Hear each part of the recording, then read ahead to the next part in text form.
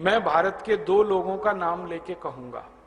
एक व्यक्ति है इस देश में, उसका नाम है पी चिदंबरम।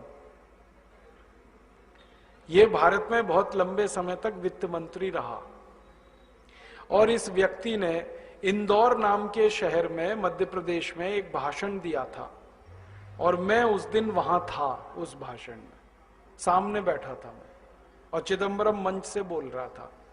कार्यक्रम क्या था? नई दुनिया नाम का एक अखबार निकलता है इंदौर से। नई दुनिया अखबार ने एक किताब प्रकाशित की थी, पुस्तक का प्रकाशन किया था, उसका विमोचन करने के लिए चिदंबरम आया था। तो भाषण दिया उसने, और क्या भाषण दिया! भारत हजारों साल से गरीब देश रहा है। यहीं से भाषण शुरू किया अंग्रेजी में। अच्छा था कि वो अंग्रेजी में बोल रहा था, ज्यादा लोग समझ नहीं रहे थे। हाँ, उसने शुरू किया, भारत हजारों साल से गरीब देश रहा, भारत हजारों साल से मुफलिसी का शिकार रहा, ऐसे ऐसे उसने कहना शुरू किया। फिर बीच में कहने लगा, ये तो भला हो अंग्रेजों का जो वो भारत में आए और उन्होंने भारत को थोड़ा बेहतर बना दिया, वरना हम तो अंधेरे में डूबे हुए थे, हमको तो कोई ज्ञान नहीं था, कोई प्रकाश नहीं था, इस देश में तो भयंकर गरीबी ही गरीबी थी। और ये जब वो भाषण दे रहा था तो बार बार पंडित नेहरू को कोट कर रहा था। पंडित नेहरू ने ऐसा कहा, पंडित नेहरू ने वैसा कहा, पंडित नेहरू ने ये कह दिया, उन्होंने वो कह दिया। वो भाषण जैसे ही पूरा हुआ मुझसे बर्दाश्त नहीं हुआ। हाँ, मैं इधर उधर देख रहा था, किसी के मन में कोई तकलीफ नहीं। मैंने कहा मैं तो पूछने वाला हूं इस चिदंबरम से। तो मैंने कहा कि अगर भारत हजारों साल से गरीब था, मैंने सीधे कहा उसको, तो अंग्रेज यहां 250 साल झक मारने के लिए क्यों आए? हजारों साल से गरीब देश, गरीबों के यहां कोई 250 साल रहता है आके? गरीबों के तो कोई दर्शन करने नहीं जाता। 250 साल रहना तो कोई सामान्य बात है। 250 साल में 50 पीढ़ियां जवान होकर मर गई अंग्रेजों की, यहां क्यों रहे वो? और भारत अगर हजारों साल से गरीब था तो पुर्तगाली 450 साल झक क्यों मार रहे थे इस देश में? क्यों आए 450 साल पुर्तगाली अपना देश छोड़कर? 1492 में वास्को डी गामा घुस गया इस देश में और निकला नहीं, फिर अंत तक मार मार के निकालना पड़ा गोवा से पुर्तगालियों को। तो 450 पुर्तगाली, 450 साल पुर्तगाली क्यों आए? 250 साल अंग्रेज क्यों रहे? और भारत अगर हजारों साल से गरीब था तो ये मुगल क्यों आए झक मारने के लिए यहां 300 साल? बाबर क्यों आया? उसने सल्तनत क्यों बनाई? गरीबों के देश में जाके कोई राज्य स्थापित करता है क्या? और इतना ही क्यों, मोहम्मद बिन कासिम क्यों आया इस देश में 7वीं शताब्दी में जब हम हजारों साल से गरीब थे? महमूद गजनवी क्यों आया सोमनाथ का मंदिर लूटने के लिए जब हम हजारों साल से गरीब थे? तैमूर लंग क्यों आया? नादिर शाह क्यों आया? अहमद शाह अब्दाली क्यों आया जब हजारों साल से हम गरीब ही थे? तो इनको तो कहीं अमीर देशों में जाना चाहिए था, वो सब यहां क्यों आए? और सिकंदर क्यों आया यहां अगर हम हजारों साल से ही गरीब थे? तो सिकंदर ने अपने गुरु को यह क्यों कहा कि जब तक भारत विजय नहीं कर लेता तब तक विश्व विजय मेरी नहीं होगी, इसलिए भारत को जीतना बहुत जरूरी है। तो आया यहां पर, और यह तो भारतवासियों का पराक्रम था कि वो भारत को जीत ही नहीं पाया, मार के भगा दिया हमने उसको, रास्ते में मर गया। और आपको तो इतिहास में मालूम है, शक यहां आए, हूण यहां आए, पिंडारी यहां आए। क्यों आए भाई? हम तो गरीब हैं, भुखमरी के शिकार हैं, बेरोजगारी हमारे यहां है, फिर क्यों आए ये सब? तो चिदंबरम चुप हो गया, बोला कुछ नहीं। मैंने कहा उत्तर दे दो, अगर ये हजारों साल से ही गरीब देश है तो? कहने लगा नेहरू जी ने कहा। मैंने कहा नेहरू जी से तो पूछ नहीं सकता मैं, क्योंकि वो जिंदा नहीं है। होते जिंदा तो उनसे पूछ लेता कि कहां से मिला ये तुम्हें कि भारत हजारों साल से गरीब है? किसने कह दिया भारत हजारों साल से गरीब है? मैंने कहा तुम नेहरू के मानस पुत्र हो, तुम ही बता दो। और क्या, मानस पुत्र है कि नहीं नेहरू का? मैंने कहा तुम ही बता दो भाई, नेहरू जी से तो क्या पूछ सकता हूं मैं। तो फिर चुप हो गया। ये तो एक बात हुई। ऐसी एक घटना घटित हुई, मनमोहन सिंह जब भारत के वित्त मंत्री बने और थोड़े दिन बाद फिर प्रधानमंत्री बन गए। पहली बार जब ये प्रधानमंत्री बने तो ऑक्सफोर्ड गए थे। अटल जी के बाद इन्हीं का नंबर आया ना, तो ये गए ऑक्सफोर्ड। वहां पर एक सम्मान समारोह हुआ डॉक्टर मनमोहन सिंह का, उसमें इनको डी लिट की उपाधि दी गई। तो सम्मान समारोह में इन्होंने एक भाषण दिया 40 मिनट, वो रिकॉर्डेड है हमारे पास। उसमें उन्होंने यही गाना गाया, भारत हजारों साल से गरीब देश है। ये तो अंग्रेज थे जो भारत में आए और उन्होंने भारत को थोड़ा सभ्य बनाया। हम अंग्रेजों के बहुत आभारी हैं जिन्होंने आकर भारत को तकनीकी सिखाई। हम अंग्रेजों के बहुत आभारी हैं जिन्होंने भारत में विज्ञान लाया। हम अंग्रेजों के बहुत आभारी हैं जिन्होंने भारत में उद्योग लाए।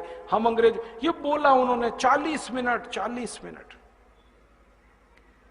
अगले दिन ये भाषण इंग्लैंड के अखबारों में छपा, तो कई अखबारों ने टिप्पणी लगाई, हेडिंग लगाया कि लगता है भारत अभी भी अंग्रेजों की गुलामी में ही है, क्योंकि भारत का प्रधानमंत्री जो गान गा रहा है यहां आकर, वो एक स्वतंत्र देश के स्वाभिमानी प्रधानमंत्री का गाना नहीं है, ये तो गुलाम देश के गुलाम प्रधानमंत्री का गाना है। और मैंने ये दो नाम इसलिए लिए कि दोनों जिंदा हैं ये। हाँ, दोनों जिंदा। और इनके साथ मेरे दिल की तमन्ना है कि एक बार इनको मंच पे बिठाओ दोनों को, और मैं इनसे शास्त्रार्थ करना चाहता हूं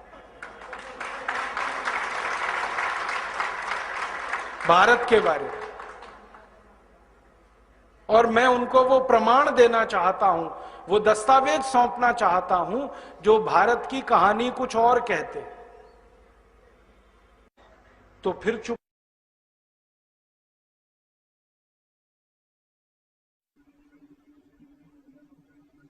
और ये कितने बड़े लेवल के इंटेलेक्चुअल प्रोस्टिट्यूट हो सकते हैं। चिदंबरम साहब मनमोहन सिंह से 2 कदम आगे हैं। ये लंदन गए थे, अक्टूबर 96 की बात कह रहा हूं। अक्टूबर 96 में ये लंदन गए थे, वहां प्रेस कॉन्फ्रेंस किया। प्रेस कॉन्फ्रेंस में स्टेटमेंट क्या दिया? प्रेस कॉन्फ्रेंस में स्टेटमेंट दिया कि ईस्ट इंडिया कंपनी और अंग्रेज हिंदुस्तान में 200 साल के लूटने के लिए आए थे। मैं आपको फिर से इनवाइट करने आया हूं कि अगले 200 साल के लिए फिर इस देश में आप लूटने के लिए चले आइए, and there will be a huge reward for you.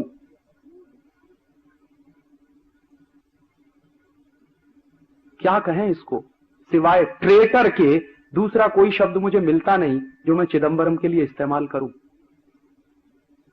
कि एक ऐसा व्यक्ति इस देश में फाइनेंस मिनिस्टर है जो लंदन में जाके कहता है कि ईस्ट इंडिया कंपनी 200 साल के लिए आई थी और आपने हमको लूटा। मैं आपको दोबारा निमंत्रण देने आया हूं कि अगले 200 साल के लिए फिर आ जाइए और लूट कर ले जाइए इस देश में।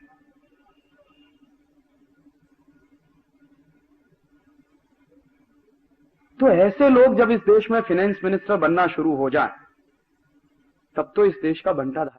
ऐसे एग्रीमेंट साइन हुए हैं लिबरलाइजेशन के नाम पर कि आप चौंक जाएंगे।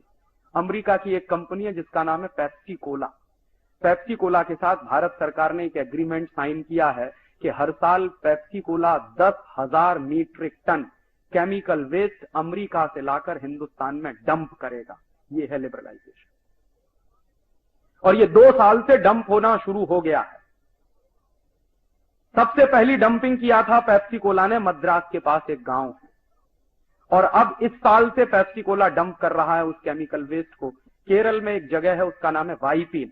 वाइपीन बहुत सुंदर द्वीप है। एक बार मैं गया हूं, इतना खूबसूरत है कि जाने के बाद लौटने का मन नहीं करता। अब उस वाइपीन द्वीप पर अमेरिका से लाया हुआ 10,000 मीट्रिक टन कचरा वेस्ट डंप किया जा रहा है, और ये काम पेप्सी कोला कर रहा है। और ये क्यों हुआ है? क्योंकि लिबरलाइजेशन हो रहा है इस देश में, ग्लोबलाइजेशन। और ऐसे एक नहीं, हंड्रेड्स ऑफ एग्रीमेंट साइन हुए हैं कनेडियन कंपनियों के साथ, ऑस्ट्रेलियन कंपनियों के साथ, अमेरिकन कंपनियों के साथ, न्यूजीलैंड की कंपनियों के साथ, कि वो दुनिया भर के तमाम देशों का। कनाडा की एक कंपनी से तो ये एग्रीमेंट साइन हुआ है जिसको लेके हमने एक पिटीशन फाइल किया। एग्रीमेंट ये है कि कनाडा की कंपनी अपना एटॉमिक वेस्ट लेकर आएगी और हिंदुस्तान में डंप करेगी। ये कंपनी पहले बांग्लादेश के साथ एग्रीमेंट करना चाहती थी। बांग्लादेश की सरकार भी इतनी होशियार है कि जब उनको पता चला कि ये लाने वाले क्या हैं, तो एटॉमिक वेस्ट आएगा, तो उन्होंने कहा नहीं, हम इसको परमिशन नहीं देने वाले। जो एग्रीमेंट बांग्लादेश की सरकार ने नहीं किया, वो एग्रीमेंट हमारी सरकार ने किया कनाडियन कंपनी के साथ। और ऐसे 100 से ज्यादा एग्रीमेंट साइन हुए हैं जिसमें हर साल इस देश में हजारों मीट्रिक टन कचरा आएगा उनके देश का और इस देश में डंप किया जाएगा। और एक बड़ा ऐतिहासिक दस्तावेज ऐसा ही है मेरे पास। हॉलैंड की एक कंपनी है सीजवॉन वीवी, उसके साथ मनमोहन सिंह ने एक एग्रीमेंट साइन किया था। क्या एग्रीमेंट था कि हॉलैंड के सुअरों का गोबर 1 करोड़ टन हर साल हिंदुस्तान में लाके डंप किया जाए। ये एग्रीमेंट किया मनमोहन सिंह, और उसके दस्तावेज मेरे पास। क्यों किया है? तर्क क्या था मनमोहन सिंह का? तर्क यह था कि हॉलैंड के सुअरों का जो गोबर है वो क्वालिटी में बहुत अच्छा है। क्यों अच्छा है क्वालिटी में?